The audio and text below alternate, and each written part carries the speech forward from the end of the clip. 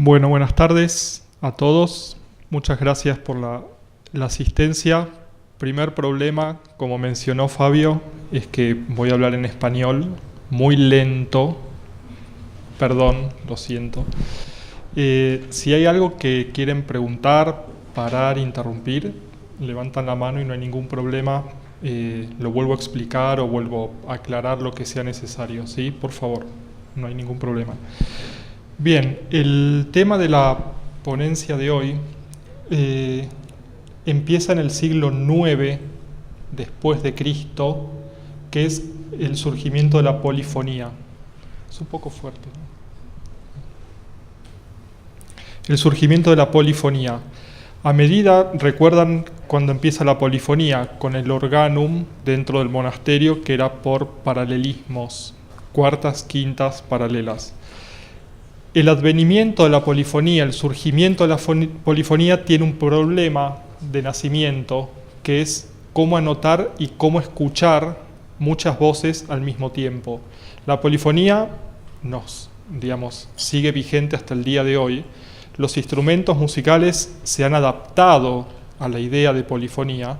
En consecuencia, la historia de la música, lo que ha hecho es cómo anotar esa polifonía y cómo aprender a escuchar esa polifonía.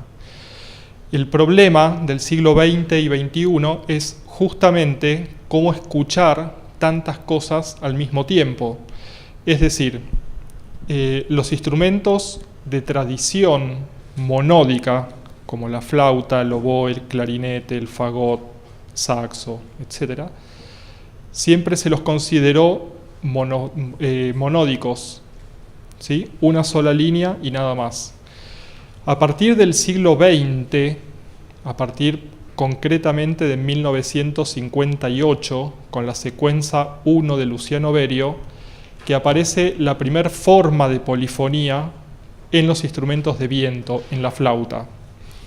Esa idea de multifónico tiene su origen, y ahí viene el título de la palestra de hoy, que es en la partita de Johann Sebastian Bach de 1722.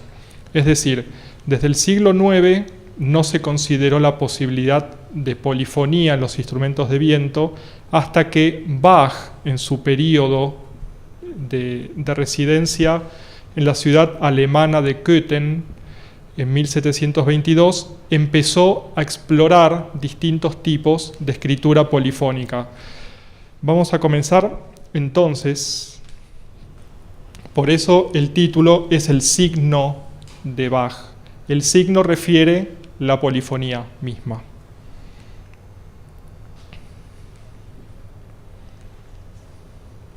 Entonces, la partita de Bach tiene 4 movimientos, como todas las formas del barroco. Nos vamos a centrar concretamente en el primero de esos 4 movimientos, que es movimiento de alemanda. Ahora vamos a ver en la partitura.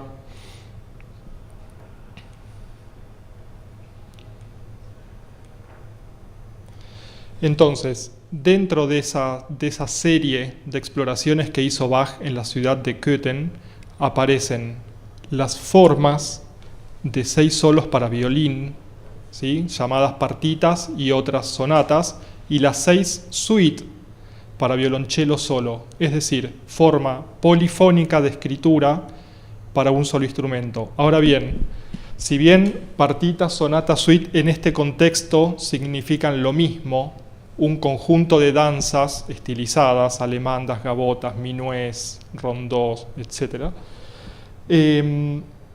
los instrumentos de cuerda y tanto violín como violonchelo sí pueden producir polifonía real. ¿De qué manera? Doble cuerda, triple cuerda, incluso los arpegios. Es decir, si bien Bach escribió una idea de polifonía denominada implícita, ahora vamos a analizarlo con las partituras, esa polifonía es real tocando una doble cuerda. Uno hace un pedal de do y toca una melodía arriba, ¿sí?, sobre otra cuerda.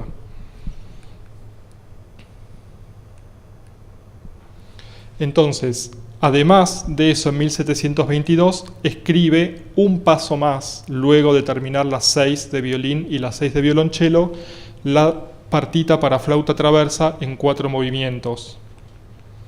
Aquí en la partitura se puede observar justamente esta idea de polifonía implícita. Piensen en lo siguiente: en la época de Bach, pleno desarrollo del sistema tonal, Bach tiene la obligación, al componer, de entender qué cuestiones: vertical, la armonía; horizontal, el contrapunto. De alguna manera, Bach es importante justamente por lograr sintetizar en una sola línea los dos ejes de armonía y contrapunto, en una sola voz. Esta obra es paradigmática, es muy importante dentro del análisis por lo siguiente: Bach toma el bajo en la menor, dominante, dominante, tónica, dominante, mantiene la idea de bajo con un contrapunto por encima. Es decir, ¿es polifónico? No, es una ilusión, es la idea que Bach tenía de lograr polifonía de cualquier manera, como sea. Escuchamos, por favor, el...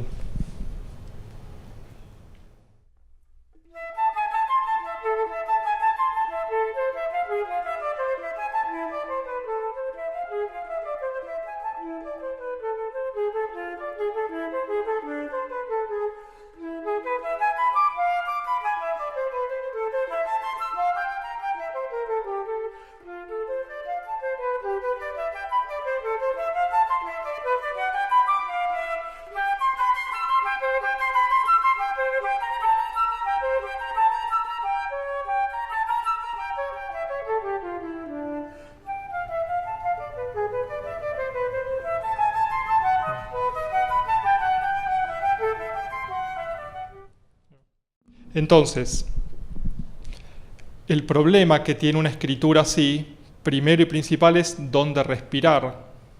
¿Sí? No hay ni un silencio, es un continuo permanente de semicorcheas sin detención. Entonces, ¿dónde respirar? Siguiendo la idea de la línea armónica. En este caso, luego del mi, luego del sol, luego de la llegada a la tónica. ¿Se entiende? La polifonía hay que buscarle, hay que indagar dentro de la obra para poder encontrarle un verdadero sentido.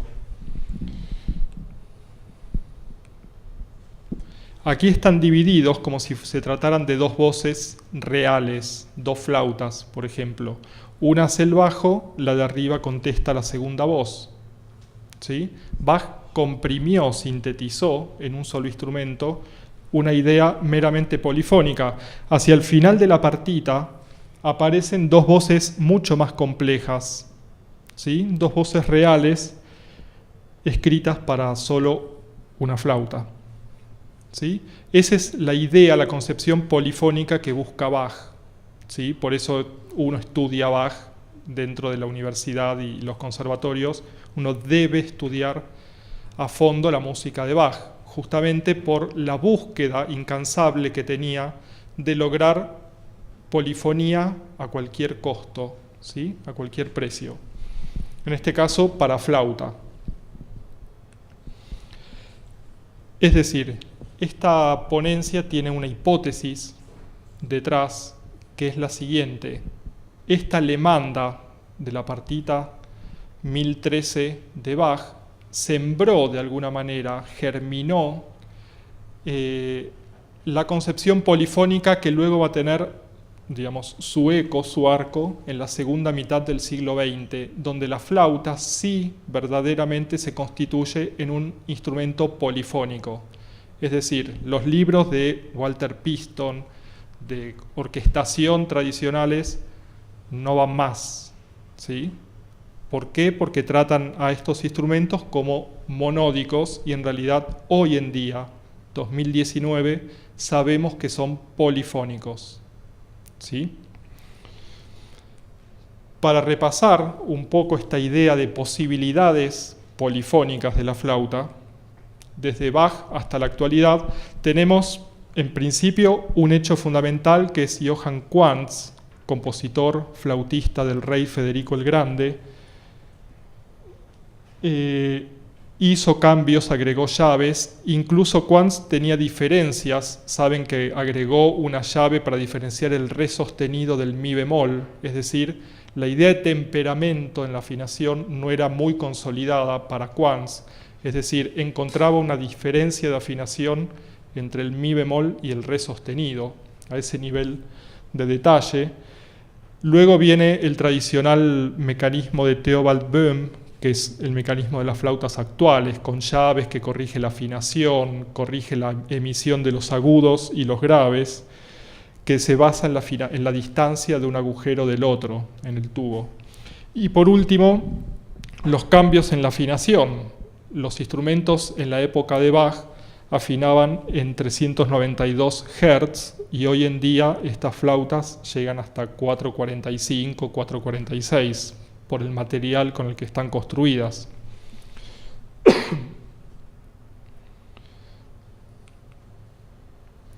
Bien, las técnicas de extensión, yo personalmente las divido de esta manera. Primera, producción de sonidos simultáneos.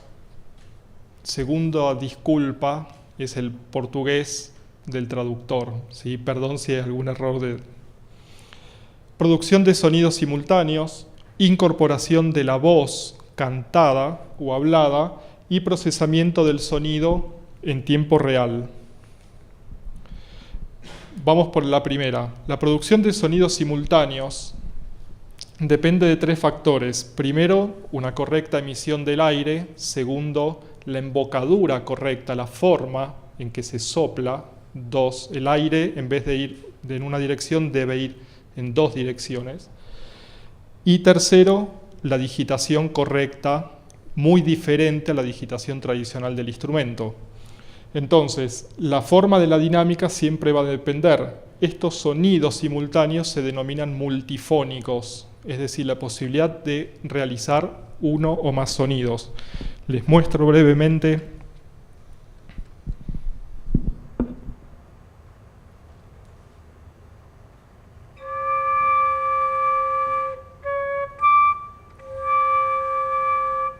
¿Sí? Entonces, esa posibilidad, en este caso, una séptima, do sostenido y re, se pueden realizar acordes por la escala de armónicos, cuartas, quintas, tercera, desafinada, ¿sí? Octavas. Los multifónicos se pueden realizar a veces muchos más sonidos, casi un acorde, ¿sí? Depende la digitación y depende el matiz. En general, cuando son más de 2 o 3 sonidos, siempre tiene que ser fortísimo, si no, no suena. Hoy, algunas de las obras que voy a interpretar tienen esta posibilidad de multifónicos violentos, de alguna manera. El caso de Salvatore Giardino, compositor italiano muy importante. ¿Conocen música de Giardino? ¿Sí? Tiene 17 obras para flauta sola. O sea, todos los flautistas debemos estudiar música de Giardino. No hay excusas para... Giardino escribe directamente un tipo polifónico para la flauta. Vean el pentagrama, son todos acordes, ¿sí? Se puede escuchar.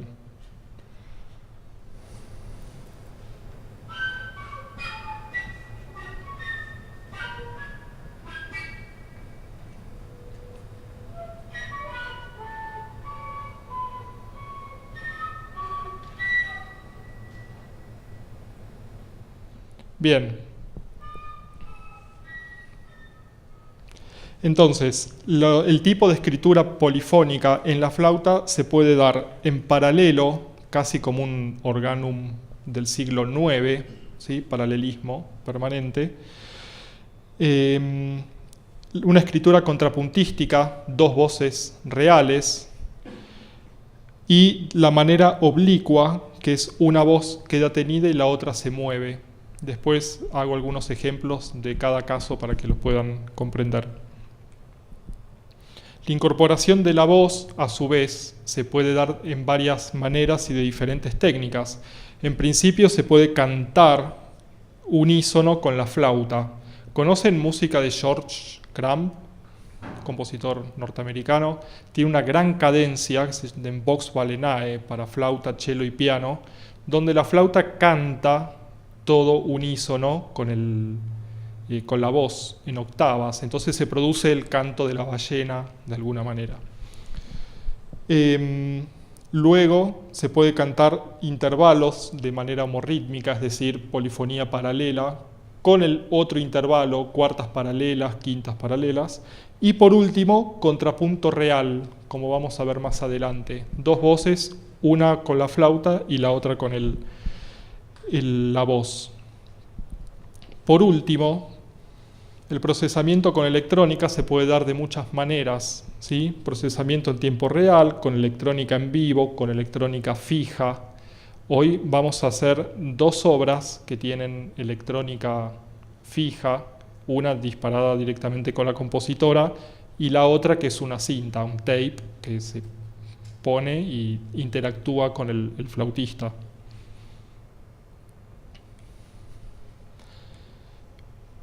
Bien, ¿qué pasa con la partita, con la alemanda de Bach en el siglo XX y XXI?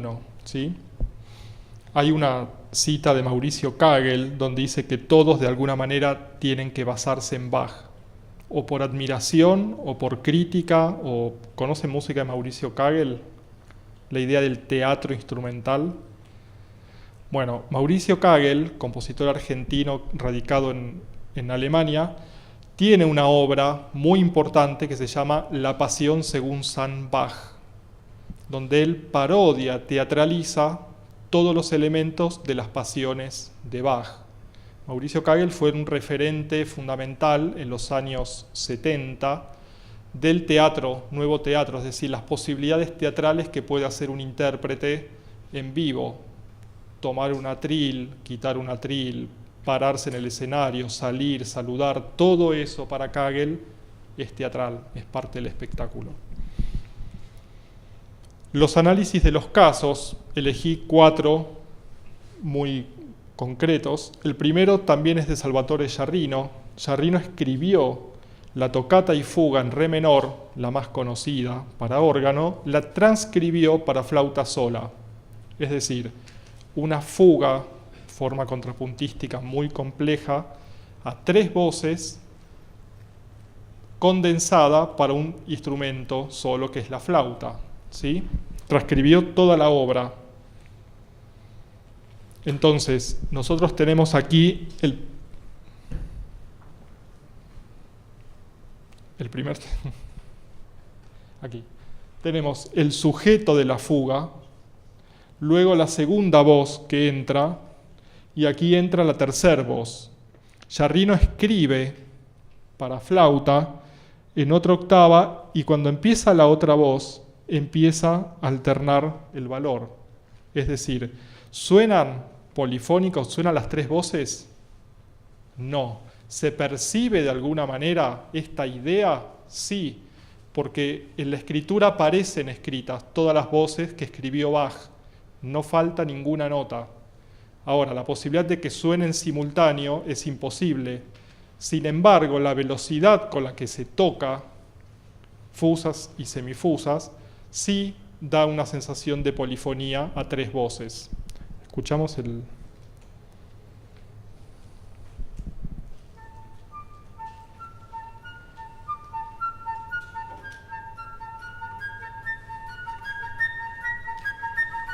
Nota pedal y otra que se mueve, ¿sí?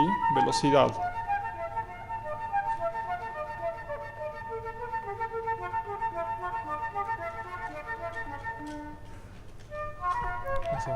Entonces, una nota pedal, una nota que se mueve, la melodía de la fuga, alternando tati, tati, tati, tati, etc. Es una obra extremadamente compleja. Son las 3 voces de Bach tocadas solo con la flauta, ¿sí? Extremadamente complejas. De hecho, escribe Sciarrino acordes dominante, tónica, propio de la fuga de Bach. Cuando está por terminar, Sciarrino escribe esa forma de acordes, que son explosiones, soplando muy fuerte y sale todo el barrido de armónicos, toda la serie de armónicos, más o menos da la sensación de dominante y tónica final. Bueno, la tradicional secuencia de Luciano Berio es una de las ideas de posibilidades polifónicas, es decir, la velocidad con la que se toca, todo eso da la ilusión de muchas voces, ¿sí? Mucha información, muy rápido, eso da la sensación de polifonía. Aquí, por ejemplo, el trémolo termina en multifónico de armónicos naturales. Por primera vez se escribe un multifónico, en la historia de la flauta, se escribe un multifónico para instrumento de viento. En este momento se hace visible, empieza a existir la idea de varias voces dentro de la flauta, ¿sí? De polifonía real. Perdón. Hay un caso dentro de una de las obras que voy a interpretar hoy, que es la misma concepción de Luciano Berio, que es Brian Ferneyhough, compositor inglés, donde es mucha cantidad de información, ¿sí? Muy rápido. Eso da la sensación de que un instrumento toca mucha cantidad de cosas y es la sensación polifónica, la ilusión que Bach tenía con la alemanda, ¿sí?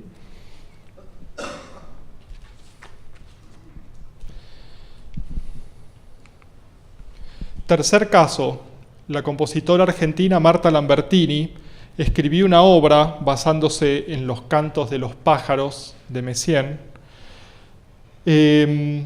donde escribe por primera vez voces reales de polifonía con el canto, ¿sí?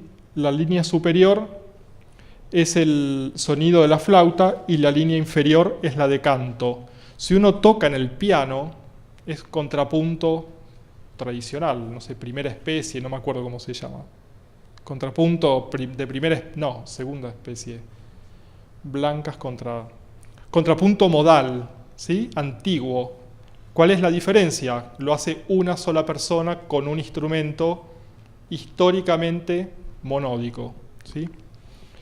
Bueno, es muy complejo porque pide intervalos con afinación muy concreta, modal, ¿sí? Por último, uno de los casos más importantes de escritura polifónica es el compositor mexicano Mario Lavista. ¿Conocen música de Mario Lavista? Les recomiendo que escuchen música de Mario Lavista. Él escribió un tríptico para flauta donde sí él considera la idea de polifonía pura. Él logra escribir fragmentos, un coral con la flauta. No sé si me lo acuerdo.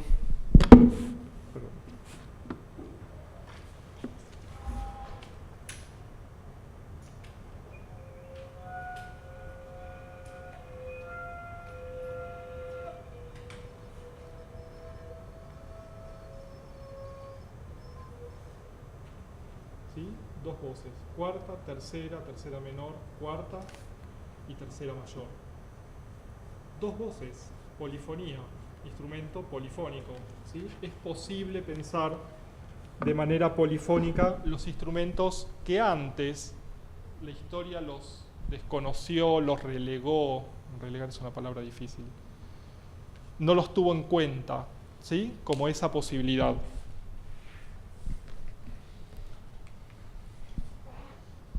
¿Sí? Esto que toqué recién. Cuarta, cuarta desafinada, cuarta, tercera, cuarta, ¿sí? Coral.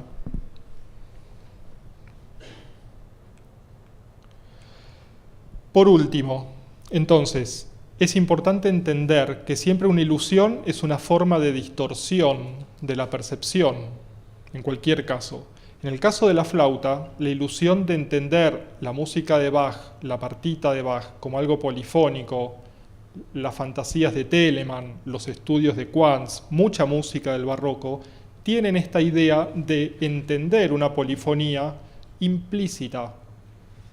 ¿Sí? No se ve, pero uno la puede entender de esa manera.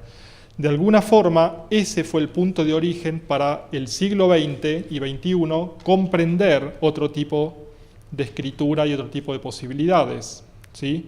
Mario Lavista escribió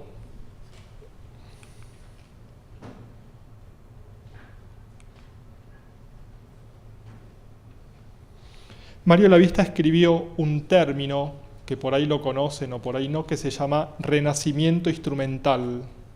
¿Escucharon hablar de ese concepto? Él lo dio en una conferencia en los años 80 y el renacimiento instrumental explica que los instrumentos de viento renacen de alguna manera con la concepción polifónica.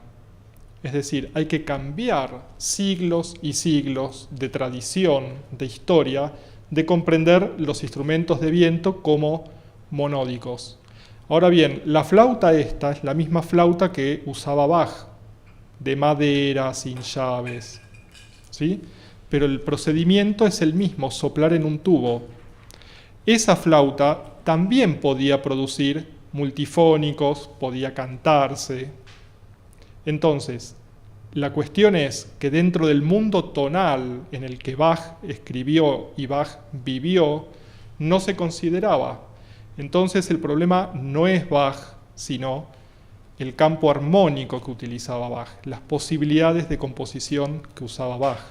No es un problema del instrumento. ¿Se entiende? Entonces, lo que es importante como conclusión final es comprender justamente esa transformación digna que tienen los instrumentos en la actualidad, que no hace falta reemplazarlos por nada, son los mismos. Lo que hay que hacer es comprender la esencia de cada uno de los instrumentos. Oboe, saxo, fagot, flauta, clarinete, clarinete bajo, pícolo, etc. ¿Sí? ¿Alguna duda hasta aquí? ¿Preguntas? ¿Algo que no hayan entendido y que lo vuelvo a explicar? ¿No? Bien, entonces, en el concierto de hoy, bueno, por supuesto, hay muchos ejemplos nuevos, yo cité solamente 4, hay muchísimos ejemplos para flauta, concretamente, y muchos más de escritura polifónica. El concierto de hoy tiene un poco de esta concepción de la polifonía. La obra de el programa de Brian Ferneyhough, Cassandra, justamente es un caso similar al de Luciano Berio. Mucha cantidad de información, muchísima complejidad a mucha velocidad. Entonces la percepción hace que uno no entienda qué es lo que pasa de tantas cosas que escribe. La obra de Sandra González, compositora argentina que me acompañó a este viaje, también interactúa la flauta con multifónicos, una polifonía solo de la flauta, interactúa con otra polifonía con los medios electrónicos. ¿Sí? La obra de Sariaho, compositora de Finlandia, Dolce Tormento, toma, de alguna manera, el poema, el soneto 132 de Petrarca, Francesco Petrarca, que habla sobre el amor, y toma partes recitadas, susurradas, con la resonancia del pícolo, como forma polifónica. ¿Sí? Y por último, la obra de Fujikura, compositor japonés muy conocido en la actualidad, también se basa en el diálogo permanente con la electrónica.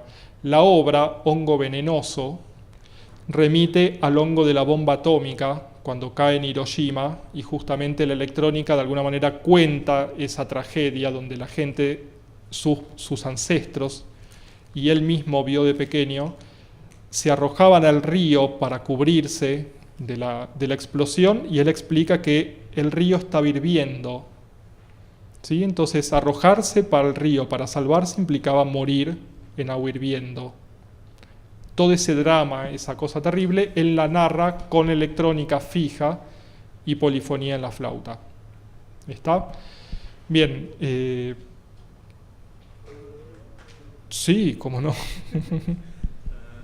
acabou de 3 tipos de polifonia, ¿no? Sí. Lo comprendo la polifonía virtual, ¿no?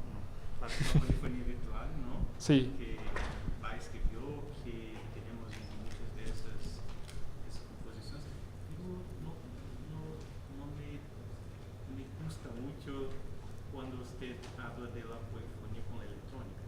No son Ajá. los instrumentos. Depende del tipo, sí, comprendo. Depende del tipo o sea, la electrónica es un diálogo permanente con el instrumento. En general, el origen de esto es la obra de Steve Reich, Vermont Counterpoint, que son 12 flautas pregrabadas con una flauta en vivo. Ese origen de gran polifonía, que es un canon, minimalista, etc., es como el germen de esta idea de que la electrónica es una proyección o una prolongación de la flauta. ¿Sí?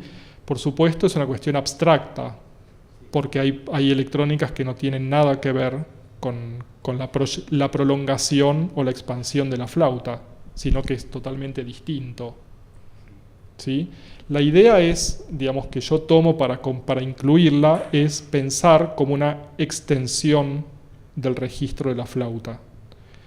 Electrónica con un octavador que hace toda una octava paralela o con procesamiento en tiempo real. Es una interacción por más que haya 2 personas trabajando. Sí, me gusta la idea de tener una flauta y live electronics. Sí. Sí, para mí Es mucho mejor. mucho mejor una polifonía virtual. Sí, en el momento. Pero la electrónica fija no Sí, la veo. en realidad el caso más importante justamente es el de Steve Reich, que son 12 flautas, el timbre es el mismo, Electrónica fija, pero es el mismo timbre. Entonces es como una flauta múltiple. ¿Sí? Pero es correcto. Son cuestiones de tratar de catalogar o entender la transformación de los instrumentos. Por supuesto que esto no es lo único que existe. Es una forma de entender y catalogar el contrapunto, la polifonía, dentro de los instrumentos de viento. Pero sí, la electrónica es el caso más todavía a explorar, pero porque cada vez aparecen cosas nuevas, ¿sí? No solo la electrónica en tiempo real, ya la cinta, el tape, muy poco se usa, de alguna manera. ¿Sí? Pero es correcto, es correcto. ¿Alguna otra duda? ¿Consulta? Sí, perdón. No escucho.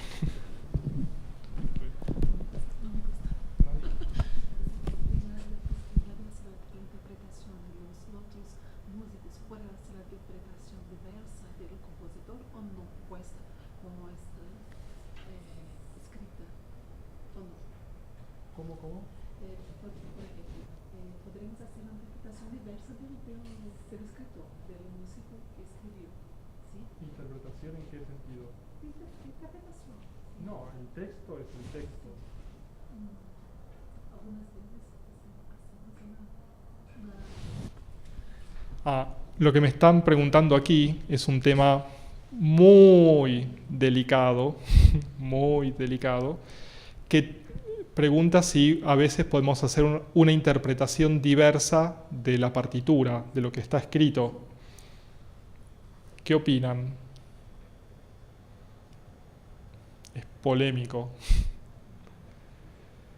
En realidad, en lo personal, y digo en lo personal, para mí la única verdad que existe es la partitura escrita. ¿Sí? Yo como intérprete tengo la obligación de entender o tratar de buscar lo que el compositor quiso escribir. Ahora bien, en el caso de Bach, si uno mira la partitura de Bach, de la partita, Bach no escribió articulaciones, no escribió dinámicas, no escribió nada más que alturas. ¿Qué hacemos? ¿Sí? Entonces, ese es el momento donde como intérpretes tenemos que ponerle articulaciones, ponerle matices, dinámicas, forte, piano, mezzoforte, buscar variedades para generar una nueva versión. Hay una conferencia muy importante que John Cage, compositor norteamericano, dictó en Darmstadt en 1958, que se llamó Comunicación. En esa conferencia, John Cage dijo, más o menos, en el arte de la fuga y en la ofrenda musical, últimas obras tardías de Bach, Bach no anotó instrumentación y no anotó dinámicas. En consecuencia, como esos dos parámetros son indeterminados, no sabemos qué significan, qué son, la obra es abierta, es decir, nos permite como intérpretes completarla. ¿Sí? Entonces, siempre depende en el contexto estilístico, en el contexto que uno quiera. La obra de Sandra González, si yo no toco lo que ella escribió, ¿sí? Y así todos los compositores. Cada compositor quiere que cada uno, que el intérprete toque de alguna manera. Entonces, para pasar en limpio y no irnos para otro lado, Berio habló, a propósito de sus secuencias, su conjunto de instrumentos de obras para instrumentos solos, habló de un nuevo intérprete, un nuevo rol de intérprete. Ese nuevo intérprete, que es el actual, no tiene que imitar modelos, tiene que ser sensible e inteligente a su época, es decir, comprender los cambios que van sucediendo permanentemente. Y ese intérprete tiene que lograr un dominio técnico tan importante que pueda abordar estilísticamente toda la historia de la música.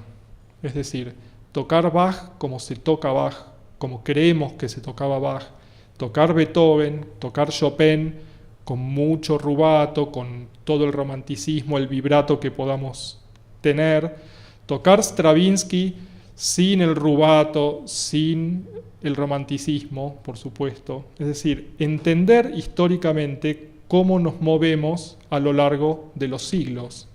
Eso es el intérprete que Berio pensaba en la década del 60 y a mi criterio, a mi modo de ver, es lo que debemos ser nosotros. Es decir, la posibilidad de interactuar y encarar obras de épocas diferentes, estilos diferentes, sin ningún problema. Nuestra época es así, es multidireccional. Nosotros ponemos, no sé, YouTube y escuchamos canto gregoriano, escuchamos Madonna, escuchamos Stravinsky, Beethoven, haciendo así con la computadora. Podemos dirigirnos a cualquier época, podemos tener contacto con toda la historia, toda, hasta las comunidades de las tribus en África. Entonces, como intérpretes actuales no podemos mantenernos en algo sumamente cerrado, congelado. Yo lo veo así, digo, respeto la postura historicista, la postura de romper todo, respeto todo, digamos, cada uno lo va encontrando, pero en lo personal me gusta referirme siempre al texto, que es la partitura, es la voluntad del compositor, ¿sí? Pero bueno, no sé. No, por favor. ¿Alguna pregunta? No tan... ¿No? Bien. Entonces, les agradezco mucho la atención. Vamos a... Bueno, tomo agua, etcétera, y vamos al concierto, sí, las 5 obras breves, algunas. Como es un ámbito muy cordial, si necesitan o quieren preguntar algo de las obras entre que cambio de flauta y todo, no hay ningún problema, de verdad, pueden preguntar, levantan la mano y y charlamos antes o después de las obras, ¿sí? La verdad no tengo ningún problema, así que pueden hacerlo. Muchas gracias.